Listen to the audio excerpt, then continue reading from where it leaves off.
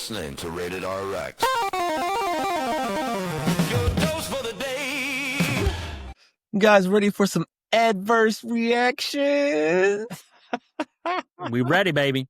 Let's Welcome do it. in, guys. Let's do it. So this is the Rated RX podcast. Xavier, the host of this segment. And today we'll be talking about school, residency, job, how to crush your pharmacy interview. So I'm going to talk about my vacation. And Where'd you go, Xavier?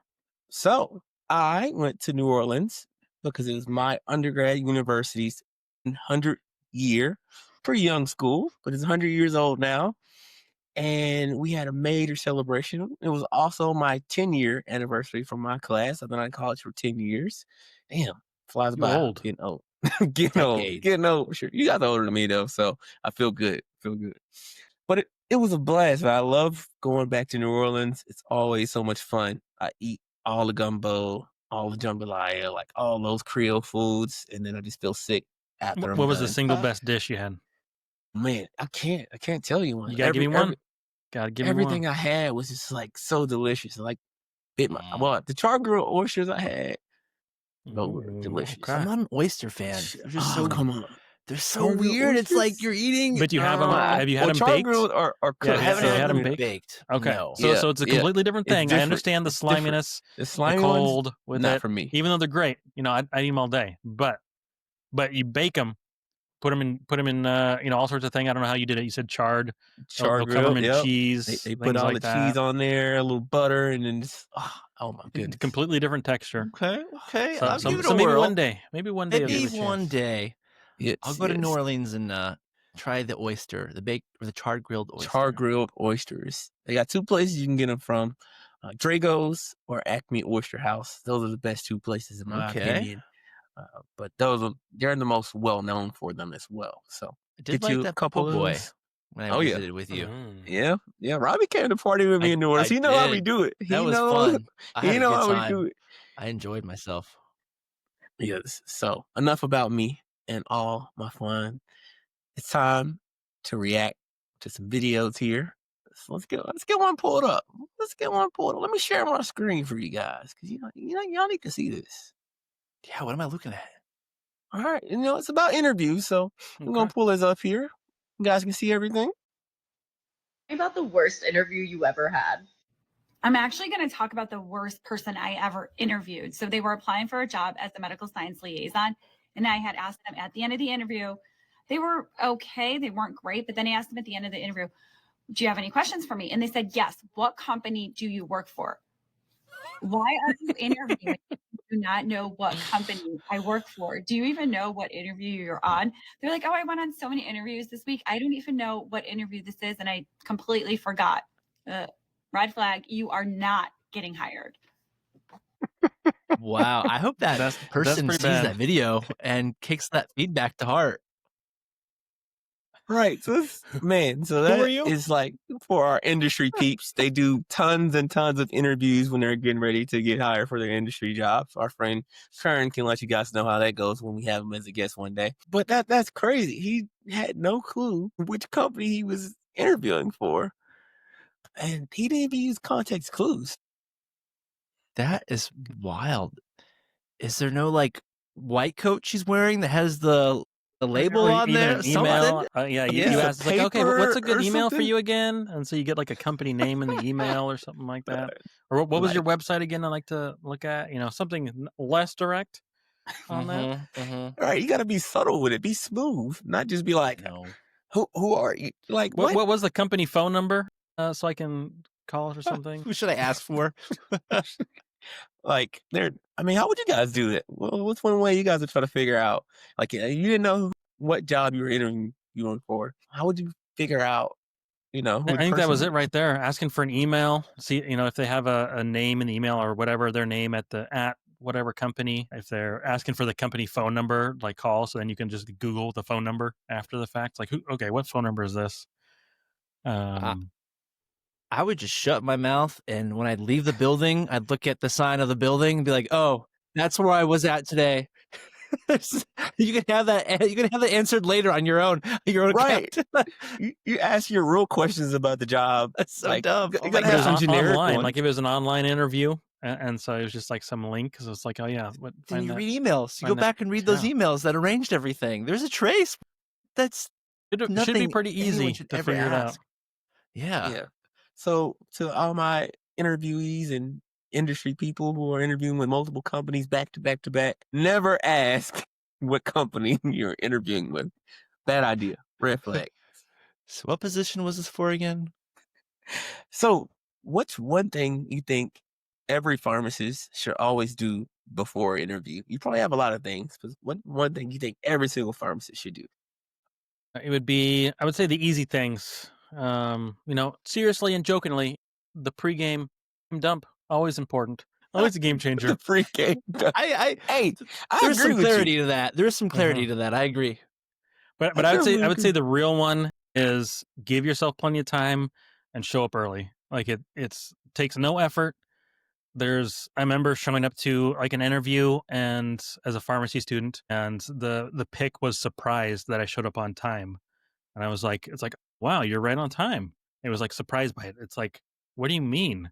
Like that This is not you get normal people for that you? just rolling in 10, 15, 30 minutes late on things.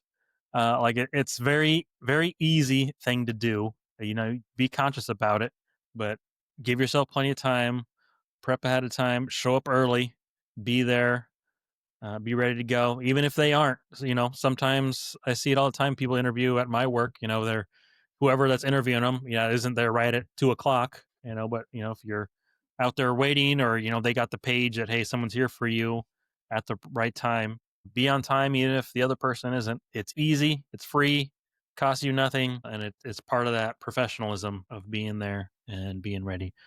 Speaks to you showing up and they want you to run a shift and you're the only pharmacist there and you show up 15 minutes late to your interview. And what's that first impression? We don't want that. Right. That does not look good at all. Be on time, guys. If you're going in there, you should already have the most of the stuff already done. Like, know where you're going. You should know to be there on time. You should have already read their mission statement. Be prepared to ask why you want to work here, all that stuff. But one extra thing I think that you should focus on is making sure you remember their names when they give you their name, because you don't want to say their name wrong, because they will remember later, like, yeah, that person called me Robert. My name is Robbie. And that really bothered me. So if you don't know their name, just ask, like, I'm so sorry. I met a lot of people. I can't keep all the names straight. Can you please remind me your name? Definitely okay to ask. Much worse to guess and then get it wrong. So remember the name. All right. I'm writing that one down, Robbie. I like that. I mean, hopefully I'm not interviewing anytime soon, but Don't who call me knows? Robert. Who knows? Don't call me Robert. Roberto. I mean, they say my name wrong all the time. Javier? No. It's clearly, I'm black. Just Xavier. But the one thing I think everyone should always do is just groom and look the part. Like, get your hair together, have a mint, brush your teeth. You can't go in there with bad breath. Like, if they can't, if you're like killing them with each interview question, it's just like fumes going into their face. They're not going to hire you. Like, no bet. Like, take care of that. Look the part, look nice, have your nice blouse on, have your nice suit on. I mean, you can always go to Goodwill and get a cheap suit, and then make it work, or just a button up. Like, just do your best to look the part and look clean and groomed. It'll give you a better chance of getting a job just because you just look nice. People will like attractive people. People want to hire attractive people, so make yourself attractive. Are there certain colors of clothes you like to wear that you think go better than others? Personally wear navy. I feel like I look good in navy, and I feel like it's a little bit brighter. It's a little bit different than what everybody else wears. I guess a lot of people wear navy, but it's not just plain black and white. I feel like I'm at a funeral if I'm wearing black and white. But so I try to wear navy, and that's my color of choice. I tend to go with a cream collared shirt instead of the white shirt. Okay. More of the cream colored pieces in there. I try to put some blue in my attire because blue symbolizes trustworthiness and loyalty. So Oh, I always go with something blue on. So hey. I did some research. I was like, what do certain colors trigger in psychology? So avoid red. That scares people. And avoid yellow. I can't remember the reasons why, but I remember not to wear those. But go for blue. Nice. Maybe that's why I did so well in all my interviews. I had the Yeah. right color on. There you go. All right. No, so another question I had for you guys is like, what's something the interviewees should never ask or say? So we know what they should always do, go on there. But when when it's your turn to ask a question, what should you never ask?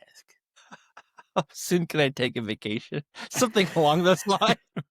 I have a vacation scheduled. Yeah. I'm gonna be gone right when you hire me. So I could see the vacation schedule one. Obviously, if happens it's a something lot. big, it's like, hey, this is I want to be working here, but I'm getting married. I'm Mhm. whatever. That's different though. You already have Yeah. a pre-plan. Verse just being like, yeah, when can I get out of here? Like when's my vacation things? What are acceptable uses of my sick time? Things like that. That sort of energy. I had my cousin, when he applied for a KFC job years ago, interviewed, they asked, what questions do you have for me? And he said, how much food can I eat for free? And guess who did not get a call back? So same type of energy. Don't ask questions like that. If they think you're going to be expensive, they're probably not going to hire you. I had a buddy who was interviewing for med school, and one of the questions was, what kind of books do you read, or what do you like to read? And his answer was, I don't read, or I don't really read. It's like, No, bro, come on. You could have said, Like you read every day on social media, but you like it's like, oh yeah, I don't really read. just It's pull like, something from come high on, school. What's man. everyone reads To Kill a Mockingbird, right? It doesn't even need a book. Just like, oh, I kind of like some fantasy stuff. Like I haven't read in a right. I while. read articles Doesn't about really matter. But it's sports. just like, I don't really read, and that was just kind of the thing. No. So that's terrible. have a little. Again, even if you don't read, like what kind of stuff do you do? I listen to podcasts. I don't read, but I listen to podcasts, Mhm. audiobooks, Spin it. Yeah, I would say like multiple, if you're coming from other jobs, kind of bad mouthing other things. Or it's like, yeah, it was their fault why this job and like why I left there. And the one before that, yeah, that was there. Like I had this one coworker that's this, and it's like, yeah, they're any of that bad mouthing as well as seeing that pattern. It's like, oh, every single job you go to, for some reason you're saying that there's a problem with your coworkers every single time. It's like, is that a coincidence? Is that you? So one, as a interviewee, as an employee working on that, if that is true, it's like, hey, maybe I am the problem. Respectfully, I do have something that I could work on a little bit, but not bad mouthing coworkers or excuses on why something went bad. They ask you why, tell me something about, we've talked about errors. Tell me about an error you made as a pharmacist and thing. It's like, oh, it wasn't my fault. It was this thing, and going off on this whole thing of, I didn't make that error. The tablets, it was the tech that did this tablet switch, and I looked this way and they swapped the tablet, and then I got written up for it. And that's just not a good way of anything to show accountability, professionalism. You, especially in our positions, we're pretty much the one in charge, got a lot of techs under us. It's our license. Showing accountability. It's like, yeah, I did. This is the situation. It sucked. This is how it happened. I kind of missed this one piece here. Whatever it may be, but some sort of accountability and not just blaming everyone else. And from there, I'm probably not a good look as an answering a question there. I'm laughing in my head because I think another funny thing, not funny, so don't ask this, but because I had friends who would come to me like freaking out because they knew I was a pharmacist, and they had job interviews, but don't ever ask them, how late can I delay my drug test? I'm just like, what? You did not say that. Please, you tell me you did not say that. So, anyways, yeah, chuckling in my head. definitely don't do that. And then don't forget about the go-to ones like don't ask about the pay unless you're negotiating. They bring it up, right? But don't ask about it ahead of time because it makes you look money hungry.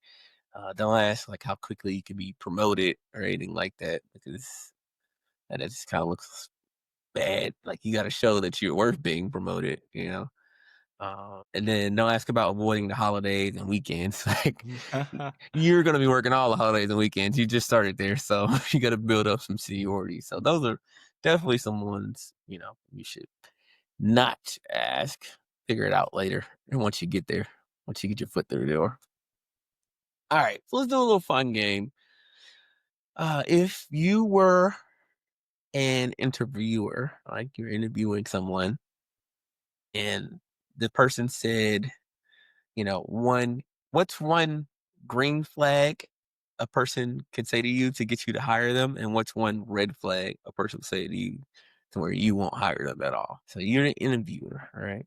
So this is specifically for you. So it could be anything. It could be like, I make the best tacos and I'll bring them to every potluck. Like, if that works for you, that's your green flag. So like, what do you think? What do you think? Or they could be serious. If it asked me something like, what opportunities will I have to do more administrative roles and duties? Like basically asking a good question in a way that they want to take some work off my plate. That's a green flag. That is that green flag. Ding, ding, ding, ding. Red flag. I mean, all the stuff I mentioned before, drug test, vacation, Yes. things like that. Or when can I be your boss? Those sort of things. That's wild. That's an aggressive one right there.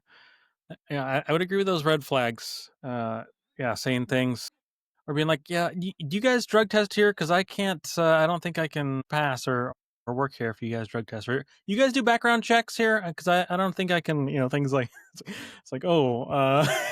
Do you report to the board of pharmacy if I fail my drug test? Of course we do. Next question. Next. You got any green flags, Sam? Green flags, the administrative thing would be nice. I would say people that are, I don't know, flexible. Having different schedule availability opportunity. Not that it's big or really matter, but hey, it's one thing that's kind of nice with what we do is we can switch shifts relatively easily between people. Makes it easy to do things plus or minus an hour on what you're doing, to do something before or after.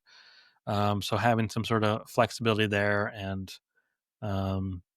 that's probably an easy one to be like, yeah, that's a easy thing that we can do for each other. I know, obviously I don't have kids. Halloween's not all that important to me, but one of my coworkers has a couple little girls, and I switched Halloween with her last year and this year of where I'm working a little later shift so she can get home earlier to go trick or treating with her kids. It's like, yeah, I know I'm not really doing anything. Like I don't really care. That way I don't have to give candy to the kids and keep getting up and answering the door. What a stand-up guy you are. Thank you. So it's like, I can do that. Go let her go trick or treating with her kids. Like thinking about yourself. It's an easy thing to swap. Nice. Yeah, those are some good ones for sure. For me, I think if someone said, how much overtime can I work? Yes, sir. You can work anybody call out, because people call out sick all the time. I'm like, hey, we need somebody to stay late for overtime, or we need somebody to cover overnight shift. Oh, and they definitely said they want to cover the overnight shift. Green flag. Heck yeah. We can stop right here. I don't even care. You gonna work overnights? You don't need a drug test? You don't pass your drug test? I don't care, man. I don't care. You gonna work all night? But we'll lose your paperwork to the board if you're working overnights. And another one, we like to play basketball on Wednesdays.